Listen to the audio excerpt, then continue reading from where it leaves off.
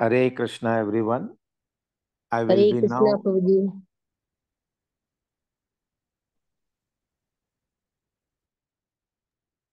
I'm sorry, all of you. You mute everyone. Somebody will join and speak in between. Mute everyone.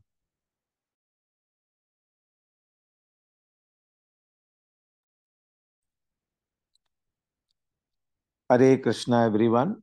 Now I will be reciting the Falasfruti section of Vishnu Sahasranam for the benefit of all.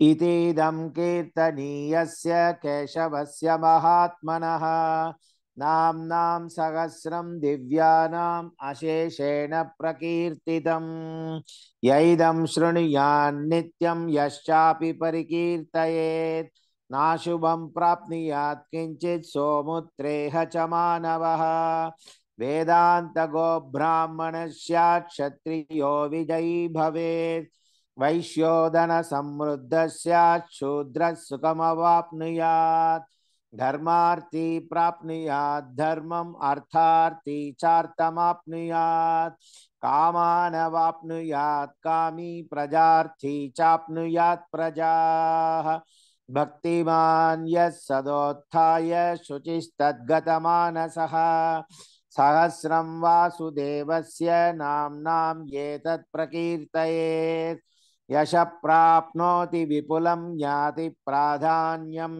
एव च अचलां श्रियम् आप्नोति श्रेय प्राप्नोत्यनुत्तमम् न भयं क्वचित् आप्नोति वीर्यं तेजश्च विन्दति भवत्यरोगो द्युतिमान् बलरूपगुणान्वितः रोगार्तो मुच्यते रोगात् बद्धो मुच्येत बन्धनात् भयान्मुच्येत भीतस्तु मुच्येदापन्न आपदः दुर्गान्यतितरत्याशु पुरुषः पुरुषोत्तमम् स्तुवन्नाम सहस्रेण नित्यं भक्तिसमन्वितः वासुदेवाश्रयो मर्त्यो वासुदेवपरायणः सर्वपापविशुद्धात्मा याति ब्रह्म सनातनम् न वासुदेव भक्तानाम् अशुभं विद्यते क्वचित् जन्म मृत्यु जरा व्याधि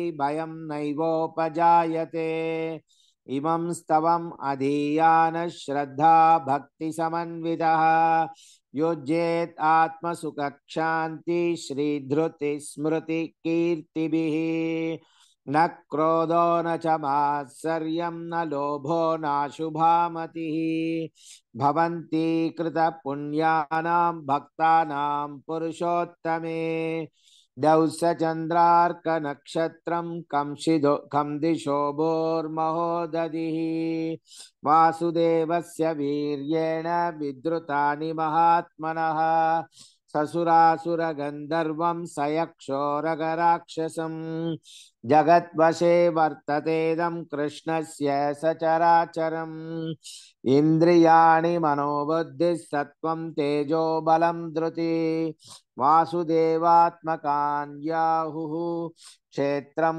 क्षेत्रज्ञ एव च सर्वागमानाम् आचारप्रथमं परिकल्पते आचारप्रथमो धर्मो धर्मस्य प्रभुरच्युतः ऋषयः पितरो देवा महाभूतानि दातवः जंगमा जंगमं चेदं जगन्नारायणोद्भवम् योगज्ञानं तथा सांख्यं विद्या शिल्पादिकर्म च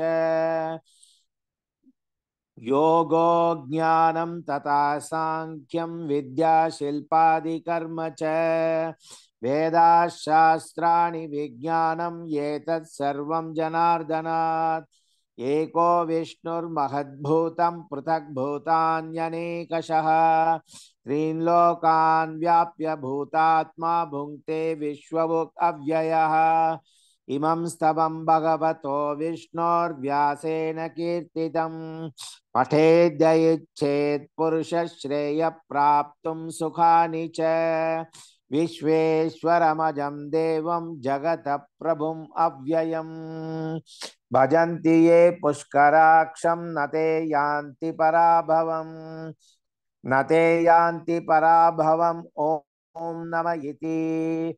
अर्जुन उवाच पद्मपत्र विशालाक्ष पद्मनाभसुरोत्तम भक्तानाम् अनुरक्तानां त्राता भव जनार्दन। श्रीभगवान् उवाच यो मां नाम सहस्रेण स्तोतुम् इच्छति पाण्डव सोऽहम् एकेन श्लोकेन स्तुत एव न संशयः स्तुत एव न संशय ॐ नम इति। व्यास उवाच वासनात् वासुदेवस्य वासितं भुवनत्रयम् सर्वभूतनिवासोऽसि वासुदेव नमोऽस्तु ते वासुदेव नमोऽस्तु त ॐ नम इति। पार्वत्योवाच केनोपायेन लघुना विष्णोर्नाम सहस्रकं पठ्यते पंडितैर्नित्यं श्रोतुम् इच्छाम्यहं प्रभो। ईश्वर उवाच श्रीराम राम रामेति रमे रामे मनोरमे सहस्रनाम तत्तुल्यं राम नाम वरानने। श्रीराम राम रामेति रमे रामे मनोरमे सहस्रनाम तत्तुल्यं राम नाम वरानने। श्रीराम राम रामेति रमे रामे मनोरमे सहस्रनाम तत्तुल्यं राम नाम वरानने। श्रीराम नाम वरानन ओं नम इति। ब्रह्म उवाच नमोऽस्त्वनन्ताय सहस्रमूर्तये सहस्रपादाक्षि शिरोरुबाहवे सहस्रनाम्ने पुरुषाय शाश्वते सहस्रकोटियुगधारिणे नमः। सहस्रकोटियुगधारिणे ॐ नम इति। संजय उवाच यत्र योगेश्वर कृष्णो यत्र पार्थो धनुर्धरः तत्र श्रीर्विजयो भूतिर्ध्रुवा नीतिर्मतिर्मम। श्रीभगवान् उवाच अनन्याश्चिन्तयन्तो मां ये जना पर्युपासते तेषां नित्याभियुक्तानां योगक्षेमं वहाम्यहम्।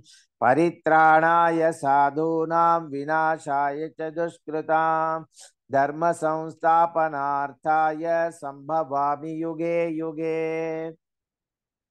आर्ता विषण्णा शिथिलाश्च भीताः घोरेश्च व्याधिषु वर्तमाना संकीर्त्य नारायण शब्दमात्रं विमुक्तदुःखा सुखिनो भवन्तु। कायेन वाचा मनसेन्द्रियैर्वा बुद्ध्यात्मना वा प्रकृते स्वभावात् करोमि यद्यत् सकलं परस्मै नारायणायेति समर्पयामि। ओम श्री विष्णवे परमात्मने नमः। हरे कृष्णा कृष्ण कृष्ण हरे हरे हरे राम राम राम हरे हरे।